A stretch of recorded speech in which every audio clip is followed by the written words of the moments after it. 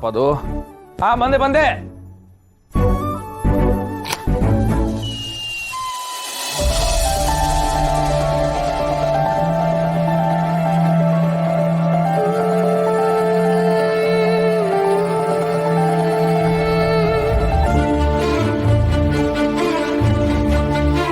Wow, ಮನೆ ತುಂಬಾ ಚೆನ್ನಾಗಿದೆ.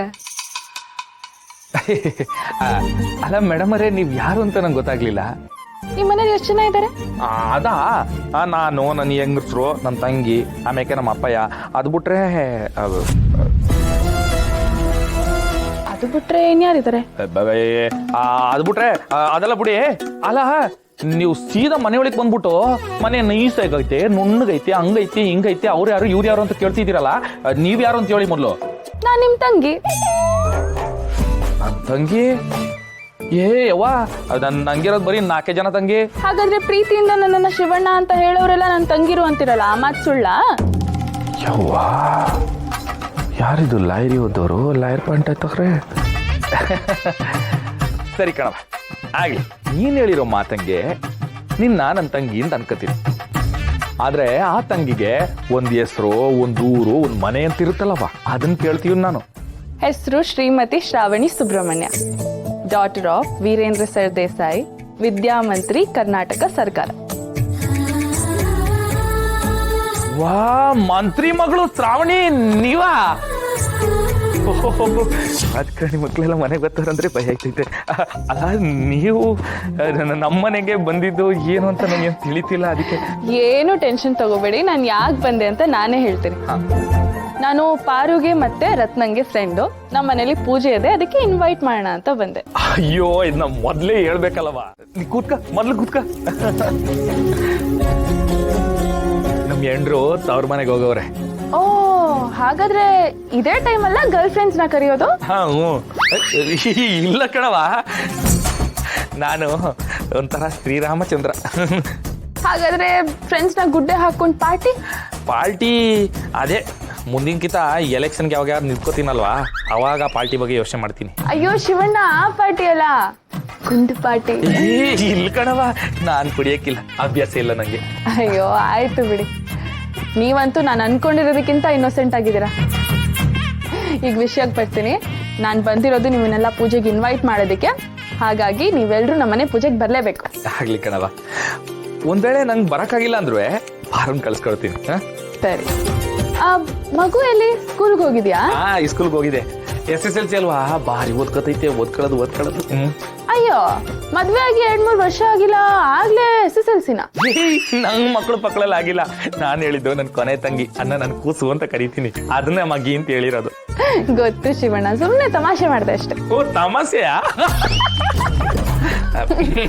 ಒಸಿ ಕಾಪಿ ಟೀ ಏನಾದ್ರು ಕೊಡೋಣ ನಿಂಗೆ? ಅಯ್ಯೋ ಬೇಡ ಬೇಡ, ನನ್ಗೇನು ಬೇಡ, ನಂಗೆ ಟೈಮ್ ಆಗ್ತಿದೆ, ನಾನೀಗ ಹೊರಡ್ತೀನಿ. ಸರಿ ಕಣ, ಕೂತಾರ. ಏನ್ ಶಿವಣ್ಣ, ನಿಮ್ಮನ್ನ ಊರವರೆಲ್ಲ ದೇವಿ ಪುತ್ರ ಅಂತ ಹೇಳ್ತಾರೆ. ಮನೆಗ್ ಬಂದಿರೋ ಮುತ್ತೈದೆ ಹೆಣ್ಣನ್ನ ಹಿಂಗ ಕಳ್ಸ್ಕೊಡೋದು?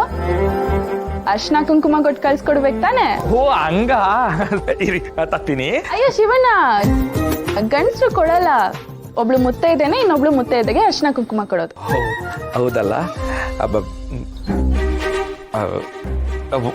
ಒಂದೇ ಒಂದ್ ನಿಮಿಷ ಬಂದೆ. ನಮ್ಮ ಪಾರು ರತ್ನಂಗೂ ಗೊತ್ತಿರೋ ಹೆಣ್ಮಗ ಶ್ರಾವಣಿ, ಅರ್ಶನ ಕುಂಕುಮ ಕೊಟ್ಟು ಕಳಿಸ್ಲೇಬೇಕು.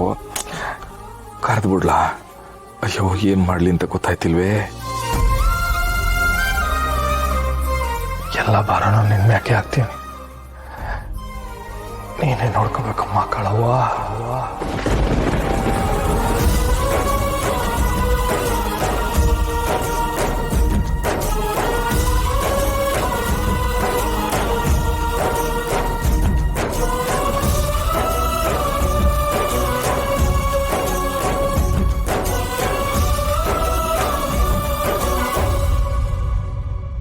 ಕರ್ದ ಮಗ?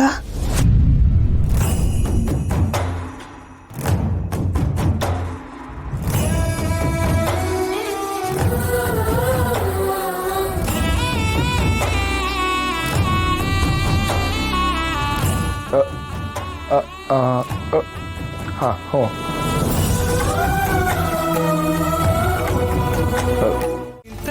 ದೀನ್ ತನನ ಪುರೋಹಿತ್ರೆ, ಪೂಜೆ ಶುರು ಮಾಡ್ಕೊಳ್ಳಿ. ಅಮ್ಮ, ಪೂಜೆಗೂ ಮುನ್ನ ಮನೆ ದೇವರಿಗೆ ಸಿಹಿ ಇಟ್ಟು ನೈವೇದ್ಯ ಮಾಡ್ಕೊಂಡು ಬನ್ನಿ.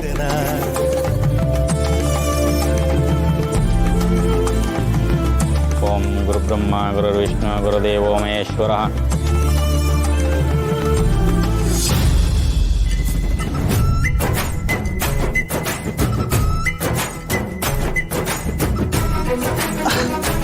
ಮಗ, ಊಟ ಮಾಡ್ಕೊಂಡೋಗು. ನಂಗೆ ಬೇಡ. ಮಗ, ಇವತ್ತು ರಾಮನವಮಿ, ಮಕ್ಕಳವಂಗೆ ಎಡೆ ಮಾಡೀವ್ನಿ, ಹಂಗೆ ಹೋಗ್ಬಾರ್ದಲ್ವಾ?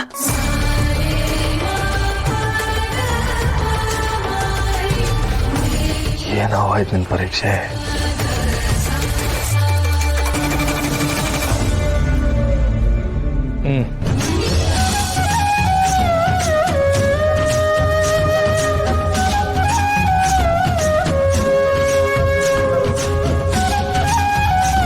ಮಕ್ಕಳವ